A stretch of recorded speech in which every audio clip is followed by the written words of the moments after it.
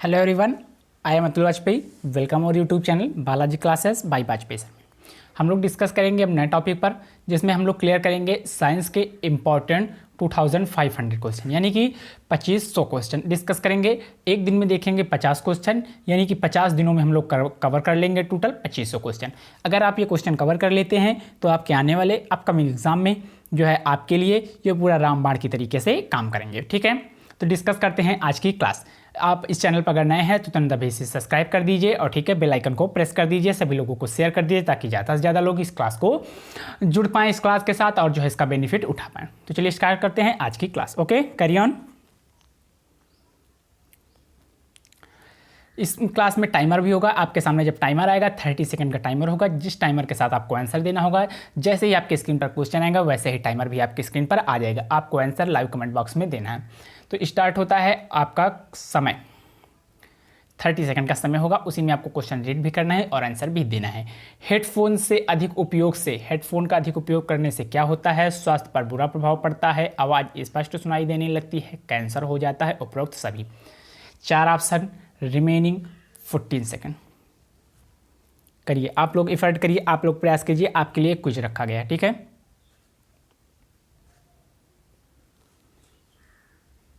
Time up होने के बाद आपको आंसर नहीं देना। 1 0 टाइम अप हो गया।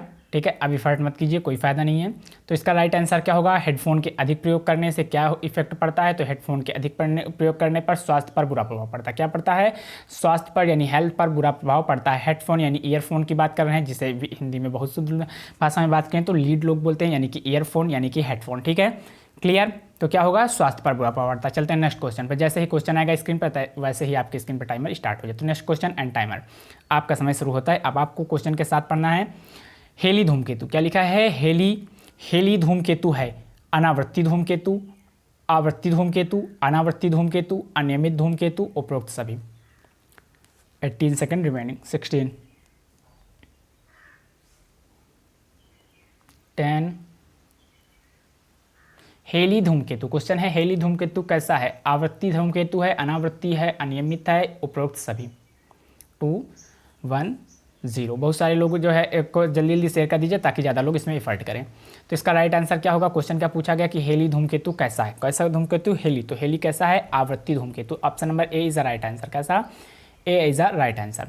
आपको आंसर कैसे करना है? जैसे डालना है 2 पॉइंट करके ऐसे ए 2, या फिर पॉइंट ना भी करें तो आप 2A लिख के लाइव चैट में तुरंत सेंड करें। अगर जैसे अब इसका आंसर हो गया तो तुरंत आप अपने लाइव चैट में 3 टाइप रखें, पहले से ही 3 टाइप करके रखें। जैसे ही क्वेश्चन आएगा तुरंत उसका ऑप्शन जो होगा ए या होगा या बी होगा या सी होगा या फिर डी होगा, तो उसमें जो ऑप्शन सही होगा उस ऑप्शन को आप टाइप कर सकते हैं। ठीक है, चलिए नेक्स्ट क्वेश्चन।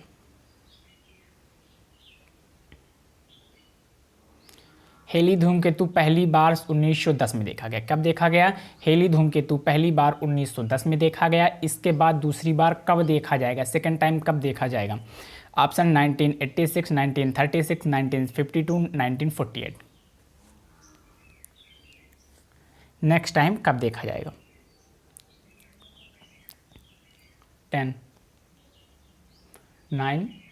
एफर्ट करते रहिए, अच्छे खासे क्वेश्चन इसमें मिक्सअप क्वेश्चन है। हाँ, सारे मिक्स किए गए हैं, सारे टाइप के क्वेश्चन मिक्स किए गए हैं। टाइम अप हो गया। No effort. टाइम खत्म होने के बाद कोई फायदा नहीं है आपका एफर्ट करने। टाइम के अंदर एग्जाम आपको आंसर देना है, तभी एग्जाम में आपके लिए बेनिफिट होगा ये पॉइंट। ठीक है, तो स्टार्ट करते हैं। इसका राइट आंसर देखते हैं। हेली धूमकेतु पहली बार जब देखा गया था 1910 में। कब देखा गया था? 1910 में। तो अगली बार ये कब देखा जाएगा? अगर आपको ये क्लियर होगा कि हेली धूमकेतु कितने वर्ष बाद दिखाई देता है, कितने वर्ष बाद दिखाई देता है, तो आप इसका आंसर क्लियर कर। तो कितने बार दिखाई देता है हेली धूमकेतु? 76 ईयर बाद हर बार दिखाई देता है। कितने ईयर बाद? 76 ईयर्स बाद आफ्टर दिखाई देता है। तो इसका राइट आंसर क्या होगा? अगर 1910 में ऐड करें 76 तो हो जाएगा 1986। तो राइट आंसर क्या होगा? 1986 में दिखाई देगा। कब दिखाई देगा? 1986 इज द राइट आंसर। ठीक है, चलते डिस्कस करते हैं नेक्स्ट क्वेश्चन पर। नेक्स्ट क्वेश्चन और टाइमर आपकी स्क्रीन पर। 30 सेकंड। हेली धूमकेतु को देखने के लिए कौन से वर्ष का इंतजार करना पड़ेगा? अभी हमने कब देखा, क्लियर किया था। ऑप्शन है आपके 2062, 2026, 2016, 2036। 15 सेकंड। 10। अभी आपको इसका आंसर कैसे क्लियर करना पता है, अभी हमने कब देखा था। टाइमर हो जाए जल्दी से क्लियर। अगर आप आंसर दे ले तो फिर हम डिस्कस करें। 3 2 1 0। टाइम अप हो गया है, ठीक है। तो डिस्कस कर लेते हैं। टाइम अप हो गया है तो क्या होता है, हेली धूमकेतु कितने ईयर्स बाद देखा जाता है, ये आपको भी क्लियर हुआ, 76 ईयर बाद, ठीक है। तो अभी हमने कब देखा था, 1986 में। कब देखा था, 86 में देखा था, ठीक है। तो इसको अगर ऐड करें 6 6 2 हो जाएगा, ठीक है। 6 से 12 के 2 हो जाएगा, कैरी 1 होगा, 7 1 8 8 16 हो जाएगा। कितना हो जाएगा, 116 16 की यानी 6 होगा और 1 कैरी हुआ, और उधर कितना होता 19 था, इधर होगा 20 62। इसका आंसर क्या आया, 2062। तो कौन सा ईयर आ जाएगा, 2062। ऑप्शन नंबर ए के साथ जाएंगे। 2062 में पहली बार, अगली बार देखा जाएगा। क्यों, क्योंकि आफ्टर 17 ईयर्स बाद ये दिखाई देता है, और इससे पहले हमको 1986 में दिखाई दिया था। तो 1986 में अगर 76 ईयर अगर हम लोग प्लस करेंगे तो आंसर निकाला क्या आएगा, 2062। तो 26 is 1 is the right answer. Next question and timer. हीरा कार्बन का है, हीरा कार्बन का क्या है पूछा जा रहा है, अपरूप है, बहुलक है, दोनों है, सभी असत्य हैं। हीरा, डायमंड, अपरूप, बहुलक, दोनों सभी असत्य हैं। 16 सेकंड, 15 सेकंड। अपरूप है, बहुलक है, दोनों है, सभी असत्य हैं।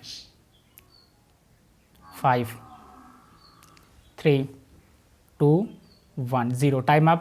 टाइम अप हो गया। तो क्या है, हीरा कार्बन का डिस्कस करें तो हीरा कार्बन का क्या है, तो हीरा कार्बन का अपरूप है। कैसा है, अपरूप। Is A is the right answer. हीरा कार्बन का क्या है, अपरूप, ठीक है। हीरा कार्बन का अपरूप है। चलते हैं नेक्स्ट पे। हीरा कार्बन का क्या है, अपरूप है। Next question. टाइमर स्टार्ट हो जाता है क्वेश्चन के साथ ही। हाइड्रोजन के जलने के संबंधित प्रक्रिया है, जो हाइड्रोजन के जलने से संबंधित प्रक्रिया को क्या कहते हैं, जलयोजन, अपचयन, ऑक्सीकरण, हाइड्रोजनीकरण। हाइड्रोजन के जलने से संबंधित प्रक्रिया, क्या प्रोसेस होता है जब हाइड्रोजन के जलने के संबंधित, ठीक, उसे क्या कहते हैं, जलयोजन, अपचयन, ऑक्सीकरण, हाइड्रोजनीकरण। इजी आंसर, ज़्यादा टफ नहीं है, कई बार सुना होगा, एग्जाम में कई बार आया भी है। Time up. तो राइट आंसर इसका क्या होगा, हाइड्रोजन जलने से संबंधित प्रक्रिया क्या कहलाती है, ठीक है। तो इसका आंसर बहुत सारे लोगों को पता भी होगा और बहुत सारे लोगों ने दिया भी है। तो इसका राइट आंसर क्या होगा, ऑक्सीकरण। क्या होगा, ऑक्सीकरण इज द राइट आंसर। ऑक्सीकरण क्या है, हाइड्रोजन के जलने से संबंधित प्रक्रिया को जो प्रोसेस होता है उसे ऑक्सीकरण कहते हैं, ठीक है। नेक्स्ट।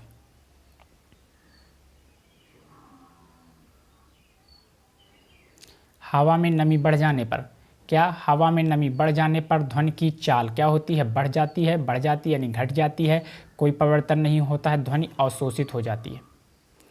हवा में, एयर में नमी बढ़ जाने पर, जब एयर में नमी बढ़ जाती है तो जो ध्वनि होती है उसकी स्पीड क्या हो जाती है, स्पीड में क्या जो है डिफरेंट होता है, स्पीड बढ़ती है, घटती है, या फिर कोई डिफरेंट नहीं होता है, या फिर अवशोषित कर लेती है।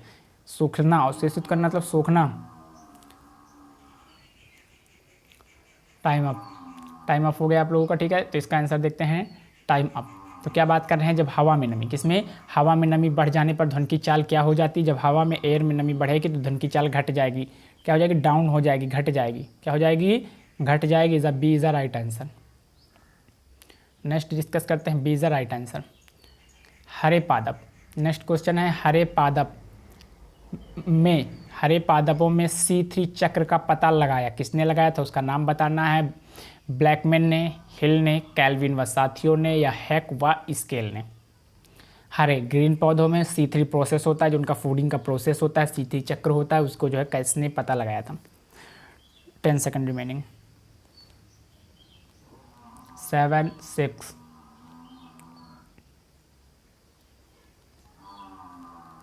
Time up. राइट आंसर इसका क्या होगा, चलिए डिस्कस करते हैं। राइट आंसर किसने पता लगाया था, डिस्कस करते हैं उसके विषय में।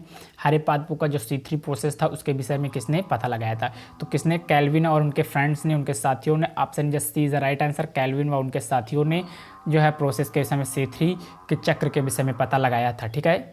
C3 चक्र के विषय में किसने पता लगाया था, कैल्विन व उनके साथियों ने, ठीक है। राइट आंसर क्या होगा हमारा, C is my right answer. Okay, clear हो रहा है। चलिए नेक्स्ट पे, ठीक है, चलते हैं नेक्स्ट क्वेश्चन। और टाइमर भी आपके साथ स्क्रीन पर आ चुका है, ठीक है। चलिए इसका आंसर दीजिए आप। क्वेश्चन पढ़ लीजिए। हरिमहीनता होने का कारण है मृदा के उर्वरकों का अभाव व MgFe का अभाव, प्रकाश की अधिकता, प्रकाश का अभाव। मृदा में वर्णकों का अभाव, यस, मृदा में वर्णकों का अभाव, MgFe का अभाव, प्रकाश की अधिकता या प्रकाश का अभाव। ठीक है, आंसर दीजिए जल्दी से, आपके सामने 4 ऑप्शन है, जल्दी से आंसर दीजिए। ठीक है, क्लियर हो रहा है? टाइम अप हो गया, टाइम अप हो गया। आप रुक जाइए 1 सेकंड। ठीक है, इसका आंसर क्लियर कराया जा रहा है। ठीक है, थोड़ी बैकग्राउंड वाइज आ रही थोड़ा सा। ठीक है, 1 मिनट। ठीक है, तो हरिमहीनता होने का कारण राइट आंसर इसका क्या होगा, देख लेते हैं, डिस्कस करते हैं इसका राइट आंसर। ठीक है, तो देखते हैं इसका राइट आंसर क्या होगा। इसका राइट आंसर डिस्कस करते हैं। तो इसका राइट आंसर है Fe या Mg या Fe का अभाव। राइट आंसर क्या होगा, Fe या Mg का अभाव। ठीक है, Fe या Mg का अभाव किसका कारण है, Fe या Mg का अभाव क्यों होता है, किस लिए, तो हमने डिस्कस किया हरिमहीनता होने का कारण। क्या होगा राइट आंसर इसका, हरिमहीनता होने का। Option number B is the right answer, Fe या Mg या Fe का अभाव। राइट आंसर क्या होगा, Fe या Mg का अभाव। क्लियर, Fe या Mg का अभाव इज द राइट आंसर। ठीक है, चलते हैं नेक्स्ट क्वेश्चन पर, चलते हैं, डिस्कस करते हैं नेक्स्ट क्वेश्चन। क्वेश्चन आ गया और आपके सामने आ गया टाइमर। चलिए इसका आंसर दीजिए, आप लोग फटाफट पढ़िए और आंसर दीजिए। क्वेश्चन क्या पूछा जा रहा है देख लीजिए। क्वेश्चन क्या है, हरिमहीनता होने का कारण मृदा या Fe वाला हो गया क्वेश्चन।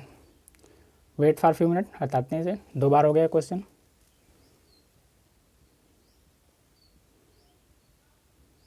चलिए 11, हमारे देश में क्या क्वेश्चन, हमारे देश द्वारा अपनाए जाने वाला थर्मामीटर पैमाना क्या है, यूरमर, केल्विन, फ़ारेनहाइट, सेल्सियस। आंसर कीजिए।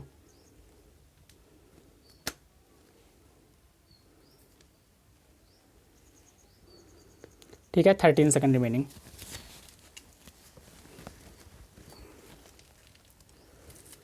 सेवन,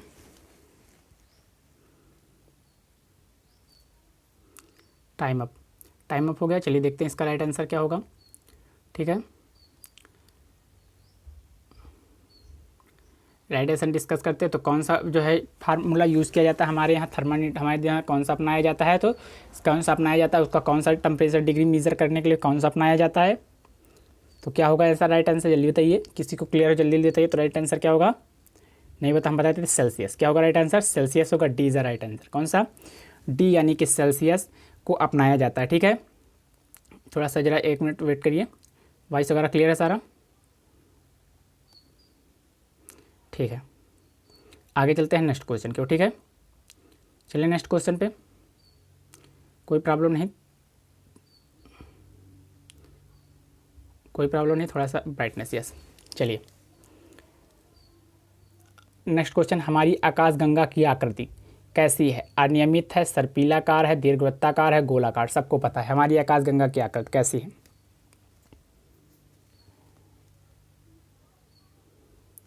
16, 15 बताइए, 12 सेकंड रिमेनिंग।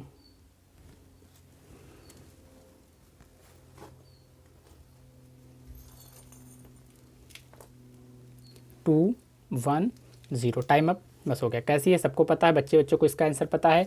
तो राइट आंसर इसका क्या होगा, कैसी है, दीर्घवृत्ताकार। कैसी है, सी इज द राइट आंसर। कैसी है, दीर्घवृत्ताकार है। कंफ्यूज हो गए ना आप लोग, मैंने जैसे दीर्घवृत्ताकार, कंफ्यूजन नो, ये अपना 100% हमेशा रखिए कि आप, मैं केवल आपको कंफ्यूज करने के लिए। राइट आंसर क्या होगा, बच्चे को पता है कौन, सर्पीली है। देखिए थोड़ी सी बात में आप लोग कंफ्यूज हो जाते हैं। तो राइट आंसर क्या होगा, सर्पीली।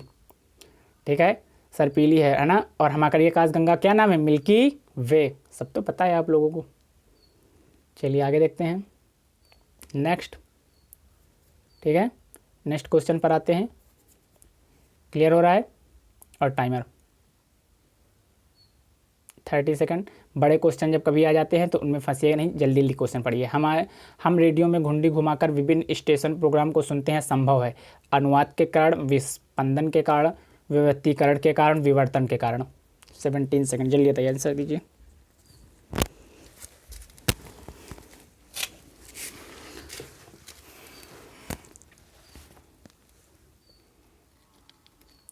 क्या होगा राइट आंसर, टाइम अप।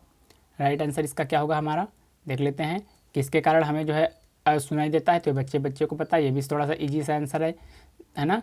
क्यों, क्योंकि जो है क्वेश्चन कई बार हमने सुन चुका है और जानते भी हैं। तो इसका राइट आंसर क्या होगा? अनुवाद के कारण। किसके कारण? ए इज़ द राइट आंसर, अनुवाद के कारण।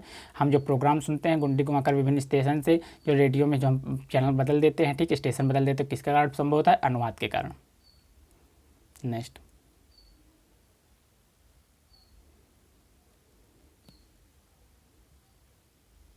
टाइमर भी आ चुका है। नेक्स्ट क्वेश्चन, स्वतंत्र अपव्यूहन का नियम सिद्ध होता है द्विसंकरण क्रॉस से, एक संकरण क्रॉस से, बैक क्रॉस से या बेस्ट क्रॉस से। ठीक है, देखिए बायोग्राफी हमने history, chemistry, physics, bio, geography सब मिक्स करके क्वेश्चन है। स्वतंत्र अपव्यूहन का नियम सिद्ध होता है,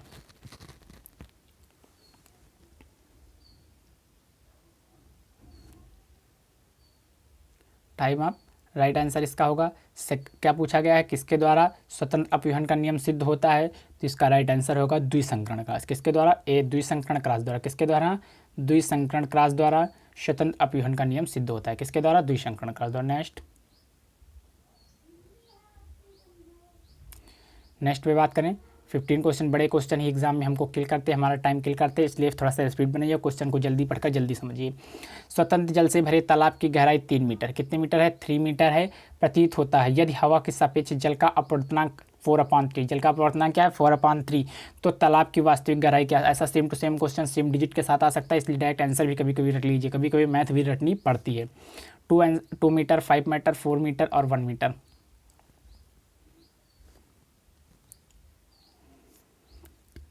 हरिओम, टाइम अप। तो इसका राइट आंसर क्या होगा? किसके कारण? हमें जो है क्या होता है जब 3 मीटर गहराई है, ठीक है, और अपवर्तनांक कितना है? 4/3 है, ठीक है। तो इसका राइट आंसर क्या होगा? यानी कि कितने जो है वास्तविक गहराई इसकी क्या होगी? वास्तविक गहराई क्या होगी? हमें वास्तविक गहराई जो है क्लियर करनी, तो कितनी होगी? 4 मीटर। क्या होगा राइट आंसर? वास्तविक गहराई कितनी होगी? 4 metre is the right answer. ठीक है, चलते हैं नेक्स्ट क्वेश्चन पर। ठीक है, नेक्स्ट क्वेश्चन डिस्कस करते हैं। स्पर्श द्वारा, किसके द्वारा? स्पर्श द्वारा यानी छूने से, स्पर्श द्वारा किसी वस्तु के गर्म या ठंडा होने का ज्ञान हमें सही सही हो जाता है। क्या यह कथन सही है? हाँ, नहीं, कभी कभी, कभी नहीं। ऐसे ही क्वेश्चन आते तो बच्चे फिर बाद में डिस्कस करते हैं, डिस्कस करने का नहीं समय। ऐसे क्वेश्चन आ जाएँ तो इनका आप तुरंत आंसर रटिए, वाद विवाद नहीं कीजिए, क्योंकि ऐसे ही क्वेश्चन एग्जाम में फंसाते हैं।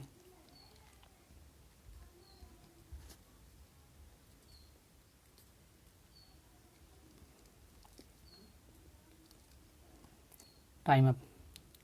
तो राइट आंसर क्या होगा? जब हम स्पर्श द्वारा किसी वस्तु को गर्म ठंडा होने का सही ज्ञान कैसे होता है? तो क्या होता है आंसर? कभी कभी होता है। कब होता है सही ज्ञान? कभी कभी। कुछ क्लास है, इसमें डिस्कस नहीं करेंगे, सीधा कुछ देखेंगे। अगले क्वेश्चन, स्तनधारियों में लाल रुधिर कणिकाओं, स्तनधारियों में लाल रुधिर कणिकाओं का निर्माण कहाँ होता है? वृक्कों में, अस्थिमज्जा में, यकृत में, तिल्ली में।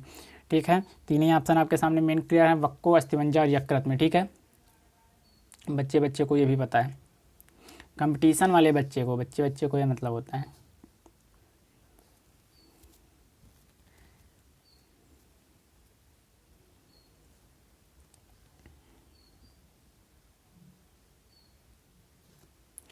Time up. राइट आंसर क्या होगा इसका?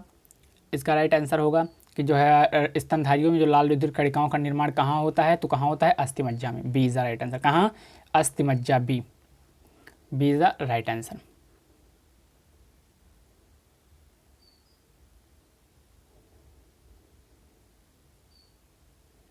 स्टेनलेस स्टील एक मिश्र धातु है, क्लियर है। जबकि वायु क्या है? मिश्रण है, यौगिक है, तत्व है, विलयन है। वायु क्या है? एयर। एयर क्या है? वायु क्या है पूछा जा रहा है, जबकि पता है सबको स्टेनलेस स्टील क्या है? एक प्रकार का मिश्रण है।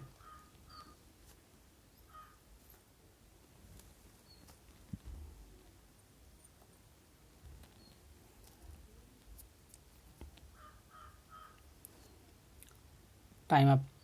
तो क्या है? स्टेनलेस स्टील एक प्रकार का क्या है? मिश्रण है, मिश्र धातु है, सही है।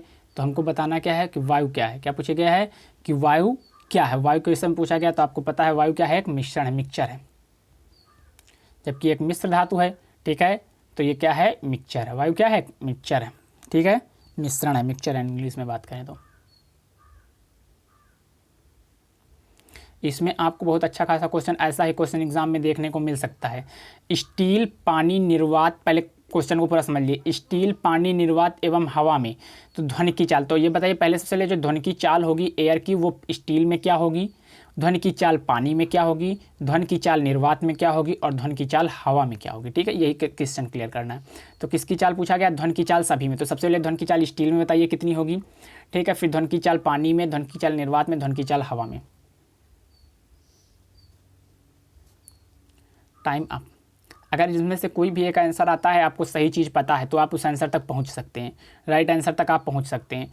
अगर एक भी बात इसमें से किसी की भी आपको जो है स्पीड पता है, तो जैसे हमको ध्वनि की चाल हवा में पता है, किसमें, ध्वनि की चाल हवा में हमको पता है, और निर्वात में, दो आंसर हमको सिर्फ आते हैं मान लीजिए। ठीक है, ध्वनि की चाल हवा में और ध्वनि की चाल निर्वात में। तो ध्वनि की चाल हवा में हमको पता है, तो सबसे पीछे आंसर क्या होना चाहिए, जिसका आंसर का सबसे पीछे होना चाहिए 332, यानी कि 332। ध्वनि की चाल क्या है, ध्वनि की चाल हवा में कितनी होगी, 332। जबकि अगर इसी ध्वनि की चाल बात करें निर्वात में, किसमें, तो निर्वात में हो जाएगी 0। तो अब उस आंसर में पहुंचो जिस आंसर में जो ध्वनि की चाल हवा में, ध्वनि की चाल हवा में 332 और निर्वात में 0 हो। तो किस आंसर में लास्ट सेकंड पर 0 है, तो देखिए एक इस आंसर में लास्ट सेकंड पर 0 है और एक आंसर लास्ट सेकंड में 0। फिर उसके पीछे किस आंसर में 332 है, तो इस आंसर में 332 है, तो हमारा आंसर बी फिर राइट हो जाएगा। फिर हमको सारी जो चालें ढूंढने और निकालने की जरूरत नहीं पड़ेगी। आपको जो भी दो चालें आती, कोई भी दो चालें लेकर इस आंसर के सही आंसर तक पहुंच सकते हैं, एक चाल भी लेकर पहुंच सकते हैं। ठीक है, चलिए नेक्स्ट। तो राइट आंसर इसका क्या होगा, एक बार इसको अच्छे से जरा डिस्कस कर लीजिए। स्टील की चाल, स्टील में ध्वनि की चाल अगर स्टील में होगी तो क्या राइट आंसर होगा, 5100, यानी कि 5100। ठीक है, कितनी होगी, 5100 स्टील में चाल होगी ध्वनि की। यही ध्वनि की चाल अगर पानी में बात करें तो 1490, कितना, 1490 होगी। अगर यही चाल बात करें निर्वात में तो 0 होगी। अगर यही चाल ध्वनि की चाल बात करें हवा में तो 332 मीटर प्रति सेकंड में है। किसमें है, मीटर प्रति सेकंड, मीटर प्रति सेकंड में है। ठीक, ये चीज़ आपको नोट होना चाहिए। सौर शेल निम्नलिखित का सिद्धांत, क्या पूछा गया, सौर शेल का निम्नलिखित सिद्धांत है। सौर शेल का क्या सिद्धांत है, प्रकाश चालक सेल है, फोटोकोल्विक सेल है, रेडिएशन है। ये प्रकाश चालक व फोटोसेल्विक दोनों सेल हैं। सौर सेल का क्या सिद्धांत है, 50 क्वेश्चन देखेंगे बैक टू बैक।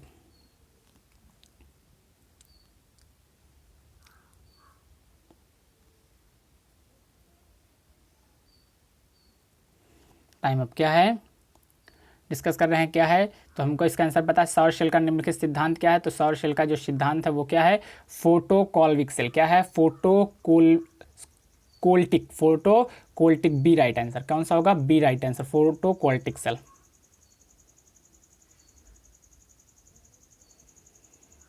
सौर मंडल में पृथ्वी को अनोखा ग्रह किस कारण कहा गया, सौर मंडल में पृथ्वी को अनोखा ग्रह किस कारण कहा गया, वायुमंडल के कारण, धुओं के चपटापन के कारण, जीव अस्तित्व के कारण, दिन रात का बनना। क्या दिन रात और किसी ग्रह पर नहीं बनते, ऐसा तो हो ही नहीं सकता। ठीक, क्योंकि घूर्णन गति जो है, जियोग्राफी स्टार्ट हो रही बहुत जल्द, जियोग्राफी बहुत यूनिक वे से स्टार्ट होगी। अभी डिस्कस करते हैं, जरा इस क्वेश्चन की बात करें। ठीक है, हो गया टाइम। अब नेक्स्ट क्वेश्चन पे चलते हैं। ठीक है, नेक्स्ट क्वेश्चन पर डिस्कस करते हैं हम लोग। पहले इसका आंसर, राइट आंसर क्या होगा, किस कारण सौरमंडल पे, क्यों, क्योंकि जीवन अस्तित्व है पृथ्वी पर ही। क्यों है, पृथ्वी पर ही अनोखा ग्रह इसलिए क्योंकि केवल ओनली इसी पर जीवन अस्तित्व अभी तक है और किसी ग्रह पर नहीं, इसलिए इसे यूनिक प्लैनेट यानी अनोखा ग्रह कहते हैं। ठीक है, सौरमंडल में पृथ्वी किन दो ग्रहों के बीच स्थित है, कहाँ, सौरमंडल में पृथ्वी किन दो ग्रहों के बीच स्थित है, बुध एवं मंगल, बृहस्पति व शुक्र, मंगल शुक्र, चंद्रमा सूर्य। सौरमंडल में पृथ्वी किन दो ग्रहों के बीच स्थित है, बुध एवं मंगल, बृहस्पति, शुक्र एवं बृहस्पति, मंगल शुक्र, चंद्रमा एवं सूर्य। हाँ, बात कर रहे थे हम लोग इसकी कि स्टार्ट करने वाले हम लोग जो है जियोग्राफी। तो जियोग्राफी कैसे स्टार्ट करेंगे, ये बहुत यूनिक बात है। टाइम अप हो रहा है इसका आंसर देने के बाद। तो टाइम अप हो गया। देखते हैं इसका राइट आंसर। इसका राइट आंसर क्या होगा, पृथ्वी किन दो ग्रहों के बीच स्थित है। तो इसका एक फार्मूला याद करने का तरीका है, जो दूरी तक याद करने का इसका एक बहुत अच्छा तरीका, अगर आपको नहीं पता है तो वो बता देते हैं। सबसे पहले इसका राइट आंसर क्या होगा, पृथ्वी, जो हमारी पृथ्वी है वो किन दो ग्रहों के बीच स्थित है। तो वो दो ग्रहों क्या नाम है, मंगल व शुक्र। क्या नाम है, पृथ्वी किन दो ग्रहों के बीच स्थित है, मंगल और शुक्र, यानी कि सी ऑप्शन। किस पे, मंगल और शुक्र, C option is the right. अब जो बात करने जाता है, एक सेकंड ध्यान लगा के मेरी आने वाली बात को सुन लीजिए, ठीक है। पृथ्वी किन दो ग्रहों के बीच है, मंगल व शुक्र के बीच है। पृथ्वी दो ग्रहों के बीच स्थित है, मंगल शुक्र।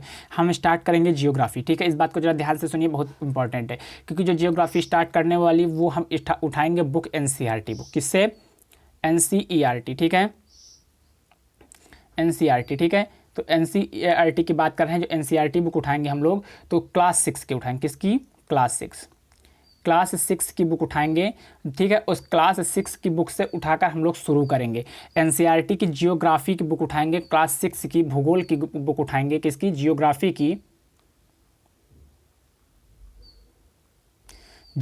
की बुक उठाएंगे, क्लास 6 की एनसीईआरटी, उसी से डिस्कस करना शुरू करेंगे।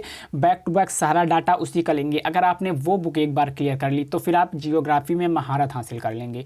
तो इसलिए बहुत ही जल्द वो लेक्चर आने वाले हैं, उनको आप लोग ज़रूर देखिएगा, ठीक है। तो उसमें क्या करेंगे हम लोग, जियोग्राफी जो है शुरू करेंगे क्लास 6 के लेवल से ले सकते। पहले क्लास 6 की जो जियोग्राफी वाली बुक है बैक टू बैक पूरी कवर करेंगे, केवल वो कट कॉपी पेस्ट होगा, एक्स्ट्रा कुछ ऐड नहीं करेंगे।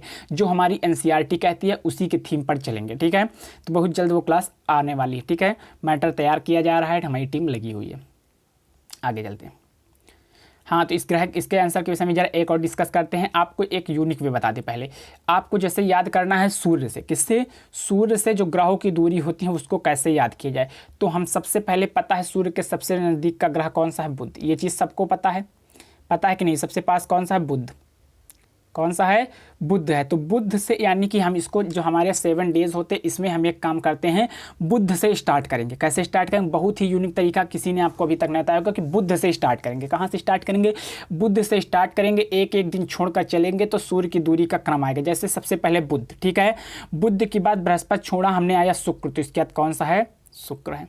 बुध की बात कौन छोड़ा, बृहस्पति छोड़ा, शुक्र के बाद देखो बुध स्टार्ट किया, ठीक है, मंगल, बुध स्टार्ट किया, बृहस्पति छोड़ा, शुक्र, शनि, नहीं गड़बड़ हो गई, कहाँ से स्टार्ट कर दिया हमने। यस, सबसे पहले बुध लेंगे, ठीक है, बुध लेंगे, बृहस्पति छोड़ा शुक्र, मंगल छोड़ा बुध, बृहस्पति छोड़ा शुक्र लेंगे। फिर शुक्र के बाद शनि, शुक्र के बाद शनि छोड़ेंगे, रवि यानी इतवार यानी पृथ्वी, सोमवार छोड़ा मंगल ग्रह, सोमवार छोड़ा मंगल। रविवार का मतलब पृथ्वी समझेंगे, क्योंकि रविवार मतलब छुट्टी, मान लीजिए पृथ्वी पर बिता रहे मंगल। फिर बुध छोड़ा, ठीक है, मंगल के बाद क्या छोड़ा, बुध छोड़ा। फिर उसके बाद नेपच्यून, अरुण और वरुण को हम ऐसे ही याद कर लेंगे, ठीक है। तो इसका यही तरीका है कि हम बुधवार से शुरू करेंगे, बृहस्पति छोड़ा शुक्र, ठीक है, शनि, ऐसे करके हम प्रोसेस करके आते हैं। इसका जो है पूरी यूनिक ट्रिक हम चलो आपको अगले वीडियो में बताएं, अभी कुछ गड़बड़ हो रहा है मामला, चलिए डिस्कस करते हैं, ठीक है। देखते हैं, टाइमर आपकी स्क्रीन पर आ रहा है, ठीक है। आगे, सौरमंडल का सबसे बड़ा प्राकृतिक उपग्रह, सौरमंडल का सबसे बड़ा प्राकृतिक उपग्रह कौन सा है, Phobos, Titan, Deimos, Europa. Phobos, Titan, Deimos, Europa.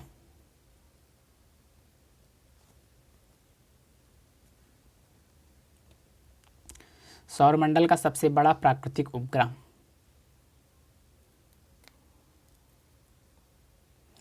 3, 2, 1, 0, time up. तो कौन सा है, सौरमंडल का सबसे बड़ा उपग्रह कौन सा है, ठीक है। तो सौरमंडल का सबसे बड़ा उपग्रह कौन सा है, अभी हमने बात किया कहाँ की, सौरमंडल का, लेकिन सबसे बड़ा प्राकृतिक उपग्रह, किस उपग्रह की बात की जाए है, सौरमंडल का सबसे बड़ा प्राकृतिक उपग्रह। तो क्या नाम है इसका, टाइटन, बी। क्या नाम है, टाइटन, यानी कि B is the right answer.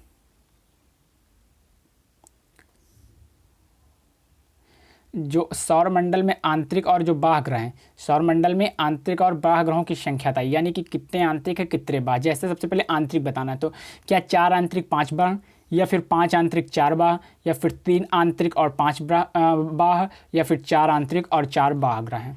तो ग्रह बताइए, ग्रह के 2 प्रकार के होते हैं, कुछ आंतरिक और कुछ बाह्य। बहुत अच्छे से स्टार्ट करेंगे हम लोग एनसीईआरटी क्लास 6 की उठाएंगे,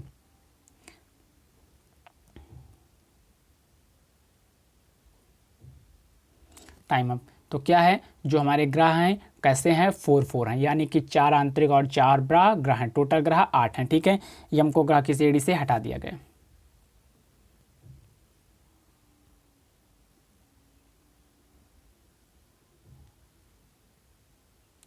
सोनोग्राफी में काम आती है, सोनोग्राफी में काम आती है श्रव्य तरंगे, ध्वनि के तारतम्य, ध्वनि की गुणता, उपरोक्त में से कोई नहीं।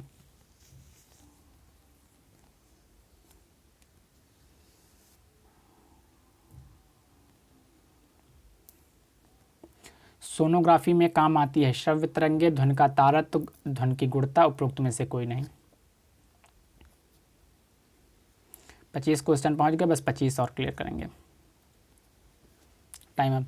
तो क्या होगा इसका राइट आंसर, ध्वनि की क्या होगा, सोनोग्राफी। सोनोग्राफी किस काम में आती है, इसका का क्या उपयोग किया जाता है, तो किसके लिए, ध्वनि के तारतम्य के लिए। किसके लिए, ध्वनि के तारतम्य के लिए सोनोग्राफी का उपयोग किया जाता है। B is the right answer.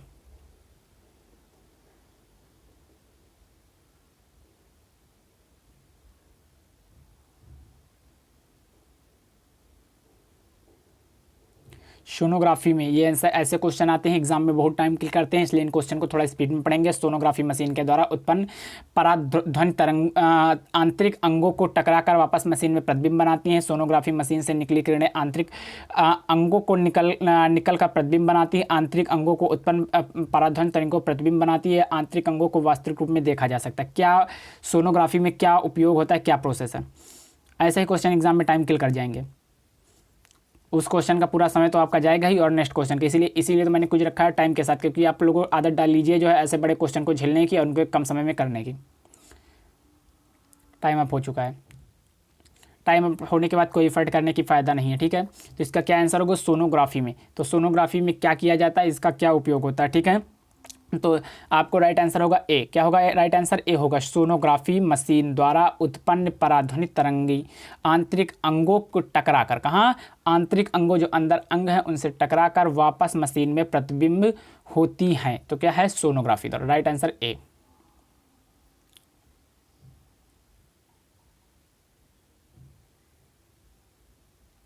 Sonography का दुरुपयोग किस लिए किया जाता है, सोनोग्राफी का दुरुपयोग हो रहा है आंतरिक अंगों को खराब करने में, भ्रूण का लिंग निर्धारण करने में, भ्रूण में स्वास्थ्य की जांच करने के लिए, भ्रूण का आकार व स्थिति जांच करने के लिए सोनोग्राफी का दुरुपयोग हो रहा है। ये तो सही है, किस लिए, रीज़न,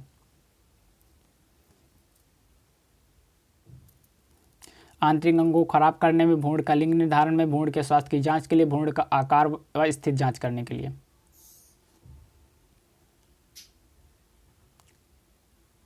इसका राइट आंसर होगा, जो सोनोग्राफी का उपयोग किया जा रहा है वो किस लिए, इसका राइट आंसर होगा, सोनोग्राफी का उपयोग हो रहा है भ्रूण की लिंग की जांच करने के लिए। ठीक है, B is the right answer, B right answer.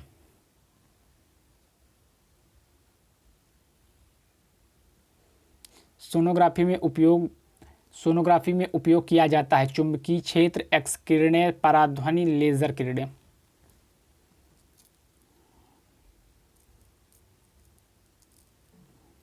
Sonography में क्या उपयोग किया जाता है, चुंबकीय क्षेत्र, एक्स किरणें, पराध्वनि किरणें, लेजर किरणें।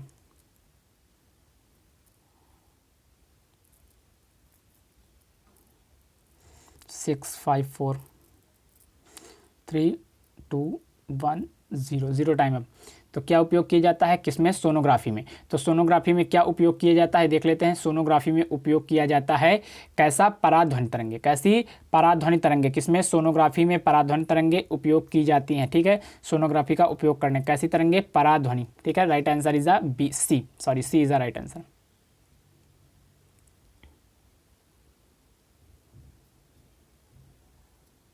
सोडा वाटर, नेक्स्ट क्वेश्चन क्या है, सोडा वाटर बनाने में कौन सी गैस प्रयुक्त होती है, किसके लिए, सोडा वाटर बनाने में कौन सी गैस प्रयुक्त होती है, कौन सी गैस प्रयुक्त होती है, NO CO CO2 SO2।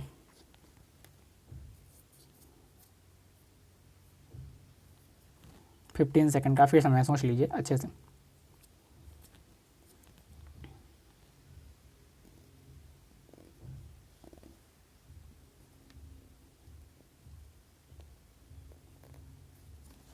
Time up. तो सोडा वाटर बनाने के लिए कौन सी गैस प्रयोग होती है, देख लेते हैं। सोडा वाटर बनाने के लिए जिस गैस प्रयोग होती है उसका क्या नाम है, सोडा वाटर बनाने के लिए जो गैस प्रयुक्त होती है उसका नाम है CO2। क्या है, CO2। ठीक है, नेक्स्ट कार्बन मोनो क्या होता है बताइए जल्दी से, आपको पता हो तो। ठीक है, कौन सी गैस प्रयुक्त होती है, CO2। क्या नाम है इसका, CO2। चलते हैं नेक्स्ट क्वेश्चन पर। सेकंड पेंडुलम क्या है, सेकंड का जो पेंडुलम होता है, सेकंड पेंडुलम का आवर्तकाल क्या होता है, क्या आवर्तन टाइम टेबल होता है, काल क्या होता है, 4 second, 2 second, 1 second, 3 second. Second pendulum 30 question cover कर चुके हैं, 30, ओनली 20 रिमेनिंग। सेकंड पेंडुलम का आवर्तकाल क्या होता है, सेकंड।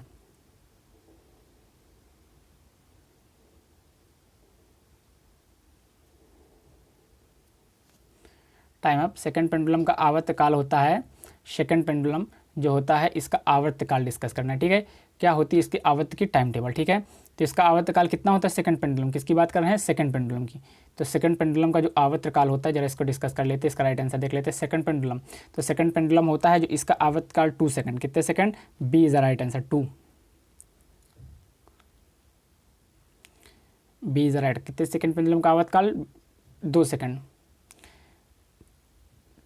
टाइमर। वैसे बड़े क्वेश्चन ही आपको एग्जाम में मात देंगे।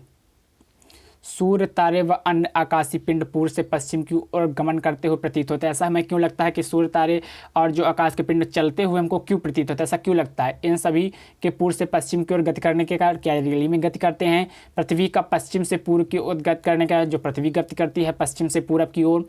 ठीक है, या फिर पृथ्वी को अपने अक्ष पर पश्चिम से पूर्व दिशा में घूर्णन करने के जो गति घूर्णन करती है, या फिर उपरोक्त सभी। Time up. ऐसे ही क्वेश्चन तो होते हैं जो आपका टाइम ले लेते हैं। ठीक है, क्वेश्चन क्या था, सूर्य, तारे व अनाकाशी पिंड। ठीक है, सूर्य, तारे व अनाकाशी पिंड जब कभी हम देखें तो जो पूर्व से पश्चिम की ओर गमन करते हैं, हमको ऐसा क्यों लगता है कि वो पूर्व के पश्चिम की ओर जा रहे हैं, किसके कारण, तो पृथ्वी अपने अक्ष पर, किस पर, पृथ्वी अपने अक्ष पर पश्चिम से पूर्व दिशा में घूर्ण करने के कारण, किसके कारण, घूर्णन के कारण। घूर्णन गति पश्चिम कश्ची है ना, तो यहाँ से दो क्वेश्चन टफ होते। पहला ये, पृथ्वी अपने अक्ष पर किस दिशा में घूर्णन करते, घूर्णन तो पश्चिम से पूरब, किससे, पश्चिम से पूरब, किस दिशा में, पश्चिम से पूरब, इसीलिए पूरब में सूर्य निकलता है और पश्चिम में अस्त होता प्रतीत होता है। तो घूर्णन के कारण हमें सूर्य, तारे व अन्य आकाशीय पिंड जो है दिखाई देते हैं। ठीक है, गमन करते हुए लगता है।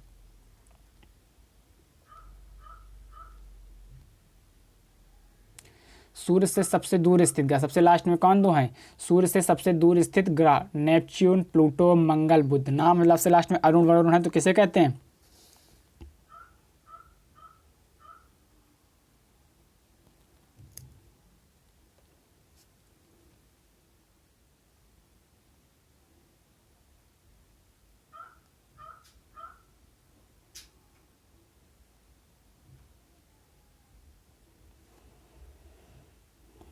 Time up. सूर्य किससे बात की जा रही है, सूर्य से। तो सूर्य से सबसे दूर स्थित दो ही है, अरुण और वरुण। तो सबसे लास्ट में पूछा सबसे दूर कौन है, वरुण है। ठीक, और सबसे बात किया जाए तो कौन है, बुध है, वरुण। ठीक है, प्लूटो को यहाँ, प्लूटो जो, ये प्लूटो को ग्रह की श्रेणी में नहीं रखा गया है, 2003 में हटाया गया, किसमें कि 6 में बताइए।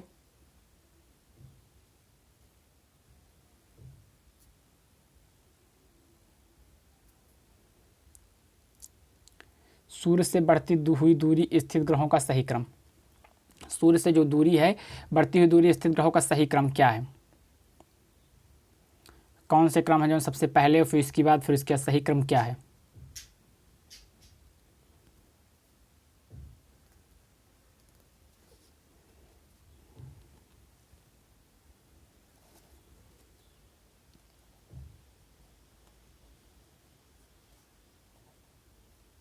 हो गया टाइम अप। तो इसका राइट आंसर क्या होगा, सूर्य से बढ़ती दूरी, सूर्य से बढ़ती दूरी ग्रहों का स्थित क्रम। तो क्या होता है, देखो बुध के, यार मैंने जो टाइम बताया था सही था, बुध के बाद बृहस्पति छोड़ा तो शुक्र आना चाहिए, गलत है।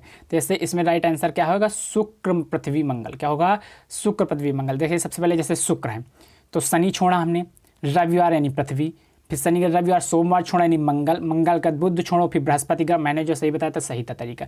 जैसे मैंने सबसे पहले बात कर रहे हैं शुक्र से, कैसे बात किया, शुक्र है, फिर उसके बाद शनि छोड़ा, ठीक है, शनिवार छोड़ा, शनि यानी कि रविवार पे आया, रविवार मतलब पृथ्वी, संडे मतलब रवि, फिर सोमवार छोड़ा मंगल, मंगल यानी पृथ्वी, फिर बुध छोड़ा बृहस्पति, ठीक है, बृहस्पति ग्रह, बुद्धि के बाद कौन सा ग्रह है, बृहस्पति आएगा यहाँ, इसके बाद इस नंबर पे आएगा बृहस्पति, यहाँ पर आएगा, बृहस्पति शुक्र छोड़ा, फिर शनि आएगा, कौन सा आएगा, शुक्र याद है, शनि आएगा, ठीक है, ऐसे क्लियर होगा, ठीक है, क्लियर होगा, शुक्र शनि छोड़ा रविवार, सोमवार मंगल, बुध छोड़ा बृहस्पति, शुक्र छोड़ा शनि, ऐसे, ठीक है, अरुण करके फिर कर लेंगे लास्ट में जो भी है।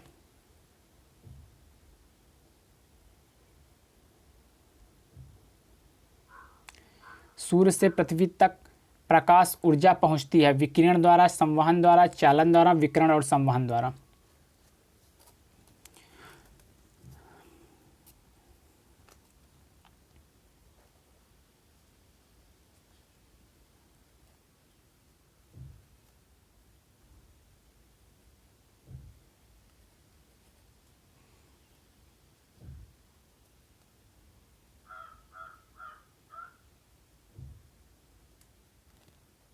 टाइम अप है, क्या हो गया, राइट आंसर। तो राइट आंसर इसका क्या होगा, किसके द्वारा, सूर्य से पृथ्वी तक प्रकाश ऊर्जा पहुंचती, टाइम नहीं बताना है कितने समय प्रकाश ऊर्जा पहुंचती, इसका वे बताना है, किसके द्वारा, विकिरण द्वारा, ए इज द राइट आंसर, किसके द्वारा, विकिरण, ए।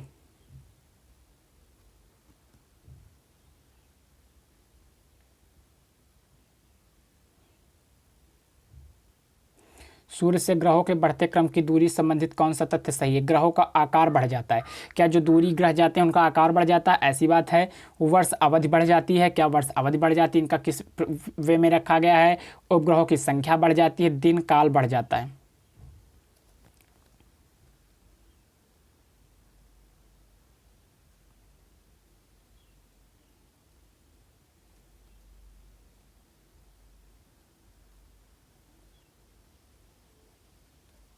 टाइम अप, क्या होगा राइट आंसर इसका, राइट आंसर क्या होगा, राइट आंसर देख लेते हैं हम लोग।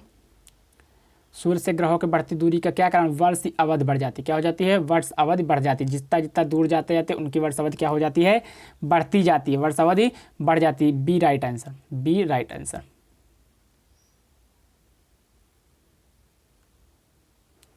सूर्य के चारों ओर चक्कर, किसके, सूर्य के चारों ओर चक्कर लगाने वाले न्यूनतम समय वाला ग्रह, सबसे कम समय किसको लगेगा, जो सबसे पास होगा, सबसे पास कौन सा बताइए, पृथ्वी, बुध, मंगल, शनि, पृथ्वी, बुध, मंगल, शनि सबसे पास,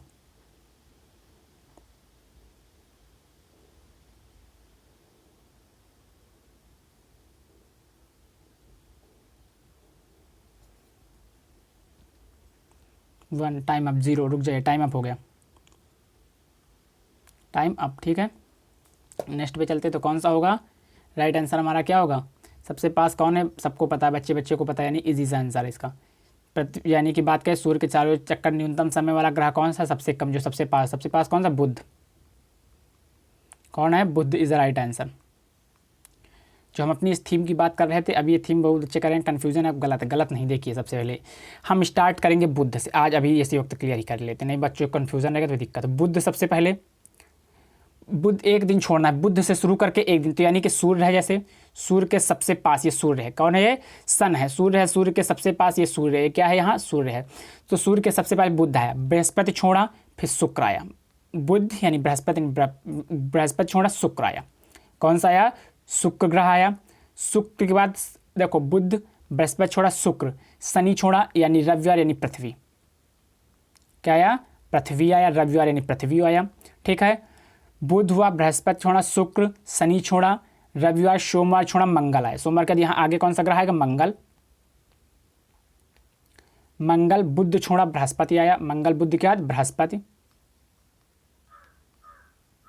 बृहस्पति आया, कौन सा आया, बृहस्पति आया, और बृहस्पति के बाद शुक्र छोड़ा, अब शनि आया, शुक्र छोड़ा, यहाँ बृहस्पति के बाद कौन आएगा, शनि आया, शुक्र छोड़ा, शनि आया, तो कितने हो गए, 2, 2 4 2 6 और शनि के बाद 2 नाम याद के लिए अरुण वरुण, ठीक है, अरुण वरुण, यही इतना याद करने का सबसे अच्छा प्रोसेस है। बुध से शुरू कीजिए, एक एक दिन छोड़ते जाइए और उसके बाद पृथ्वी को यानी रविवार को पृथ्वी मानिए, क्योंकि इस रविवार को हम अपने घर पे रहेंगे, अपनी पृथ्वी पर रहेंगे, ठीक, क्लियर। ऐसे अरुण लास्ट में कर लीजिए, बस यही प्रोसेस है, इससे कोई सार टिकता ज़्यादा तरीकी नहीं है, इसी यही सार ट्रिक है, ठीक है। बहुत बच्चे कर रहे थे मैं सर कंफ्यूज हो रहा है, कंफ्यूज नहीं हो रहे हैं, ठीक, आगे देखते हैं, बस आपके समझने का फेर है। सूर्य के अलावा अन्य तारे छोटे एवं कम चमकीले दिखाई देने का कारण है। छोटा आकार, कम तापमान, अधिक दूरी, कम प्रकाश। सूर्य के अलावा जो अन्य तारे वो छोटे और कम चमकीले क्यों दिखाई देते हैं? कि सूर्य तो हमको बहुत चमकीला दिखाई, जबकि सूर्य भी एक तारा है। जियोग्राफी की क्लास बहुत इंटरेस्टिंग स्टार्ट होगी, सुपर से भी ऊपर वाली हो गई है, एकदम धुआं छोड़ देंगे सब बच्चे, जो कोई पढ़ लेंगे ना, अगर दूसरे कुछ पढ़ने की जरूरत पड़ जाए तो मुझे बोलना। Time up. तो क्या होगा इसका राइट आंसर? सूर्य के अलावा अन्य तारे चमकीले क्यों दिखाई देते हैं? इसका रीजन क्या है? क्यों? क्योंकि सूर्य हमारे क्या है, बहुत पास है ना, सूर्य पास है, तो अदर छोटे क्यों दिखाई देते? अधिक दूरी के कारण। अदर छोटे क्यों दिखाई देते? अधिक दूरी के कारण। किसके कारण? अधिक दूरी के कारण। किसके कारण? अधिक दूरी के कारण अदर छोटे दिखाई देते। किसके कारण? अधिक दूरी के कारण। क्लियर। किसके कारण? अधिक दूरी के कारण अदर ग्रह क्या दिखाई देते हैं? छोटे दिखाई देते हैं, ठीक है, छोटे दिखाई देते हैं। कैसे दिखाई देते हैं? अदर छोटे दिखाई देते हैं। क्लियर। चले नेक्स्ट, सूर्य की ऊर्जा का स्रोत। सूर्य की ऊर्जा का स्रोत क्या है? नाभ की विखंडन, रेडियो एक्टिव विकिरण, नाभ की संलयन, रेडियो एक्टिव विखंडन।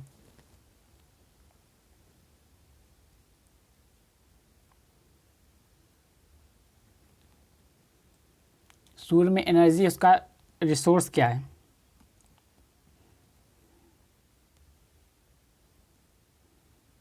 सूर्य में सन।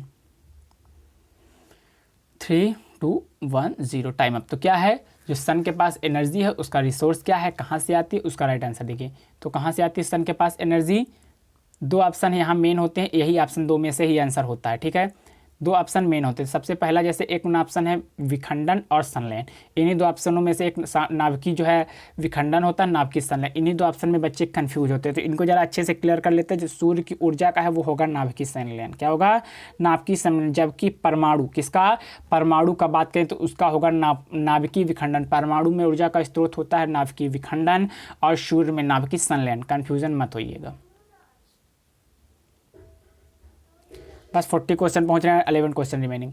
सूर्य, ये इंपॉर्टेंट है, सूर्य का प्रकाश पृथ्वी तक पहुंचने में समय लगता है 8.7 मिनट, 8.3 सेकंड, 8.3 मिनट, 4.3 मिनट। सूर्य से एनर्जी पृथ्वी तक पहुंचने में कितना समय लगता है?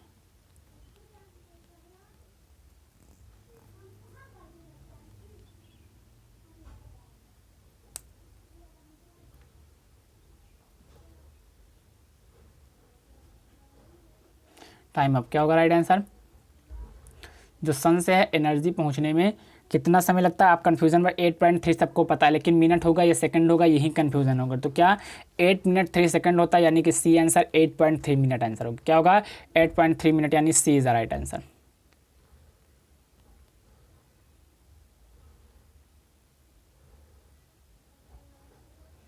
टेन क्वेश्चन रिमेनिंग, 40 पर पहुंच चुके हैं। सगुणिता क्या है? सगुणिता क्या है? बस जैसे ही क्वेश्चन आएगा तो आप यही नहीं समझ पाएंगे सगुणिता क्या होता है, तो बस कंफ्यूज हो गया, काम खत्म। तो इसलिए ऐसे क्वेश्चन आए तो रट्टा मारो।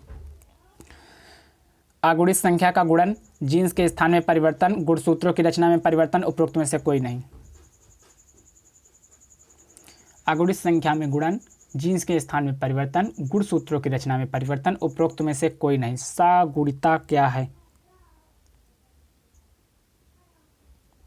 हिंदी वाले बच्चे ऐसे ही क्वेश्चन में मात खाएंगे, इंग्लिश वाले तो क्लियर कर ले जाएंगे ऐसे बच्चे। टाइम अप है, चलते देखते हैं क्या है, डिस्कस कर रहे हैं अगुणित सगुणिता।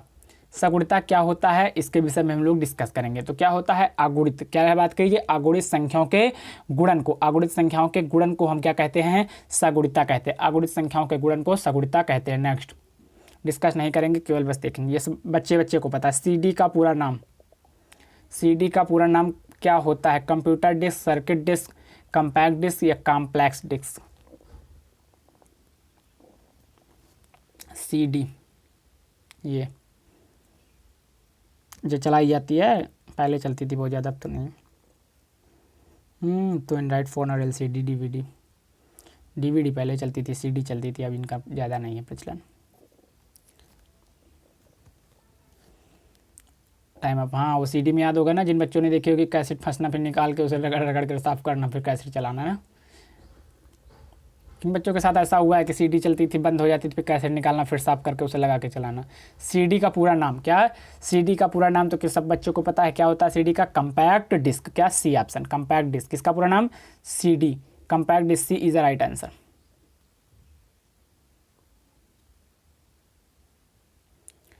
सीटी स्कैन का उपयोग किया जाता है, किसका? सीटी स्कैन का उपयोग किया जाता है आंतरिक अंगों को एक साथ विभिन्न कोणों में तस्वीर लेने के लिए, हड्डियों के चित्र लेने के लिए, शरीर में भरे तरल पदार्थ की जांच करने के लिए, ऊतकों का रासायनिक विश्लेषण करने के लिए।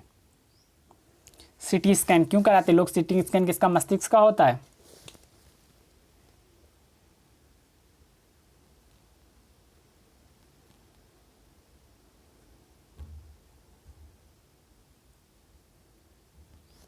टाइम। तो सीटी स्कैन का प्रयोग किया जाता है, सबको पता है। सीटी स्कैन का प्रयोग किया जाता है आंतरिक अंगों के एक साथ विभिन्न कोणों की तस्वीर लेने, यानी कि पूरी तरह से क्लैरिटी करने के लिए, विभिन्न कोणों से तस्वीर लेने के लिए किसका प्रयोग किया जाता है? सीटी स्कैन का। किसका? आंतरिक अंगों को एक साथ विभिन्न कोणों से तस्वीर लेने के लिए सीटी स्कैन का प्रयोग किया जाता है। नेक्स्ट, सीटी स्कैन का पूरा नाम, ये इंपॉर्टेंट क्वेश्चन है, बहुत सारे बच्चों को नहीं मालूम। सीटी स्कैन का पूरा नाम: compact tomography scan, complete tomography scan, computerised tomography scan, computerised tobacco scan. Tobacco आ गया, तंबाकू। ये तो तीन ही ऑप्शन बचे अब। सीटी स्कैन का पूरा नाम: compact tomography, complete tomography, computerised tomograph. 7 question remaining. Time up. तो क्या इसका आंसर, राइट आंसर क्या होगा? राइट आंसर इसका होगा कंप्यूटराइज्ड टोमोग्राफ स्कैन, सी। कंप्यूटराइज्ड टोमोग्राफ, क्या? कंप्यूटराइज किया जाता है सीटी स्कैन, इसे क्या बोलते हैं? सीटी स्कैन का पूरा नाम कंप्यूटराइज्ड टोमोग्राफ स्कैन। सीटी स्कैन का प्रयोग किया जाता है आंतरिक अंगों के विभिन्न कोणों से तस्वीर लेने के लिए। सी राइट।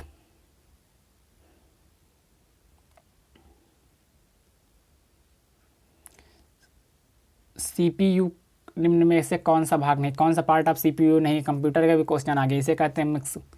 सीपीयू